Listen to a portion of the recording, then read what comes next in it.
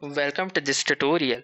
In this tutorial, I will show you how you can automatically disable your laptop's touchpad whenever your laptop is connected to a physical mouse. So let's see how it's done. First, go to your laptop settings.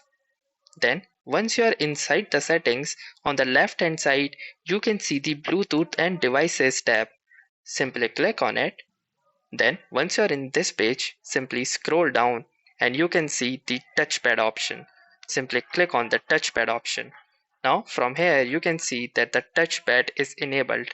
Then, you need to click on this arrow right here and it will open up another option which says leave touchpad on when a mouse is connected. All you need to do is simply disable this particular option right here.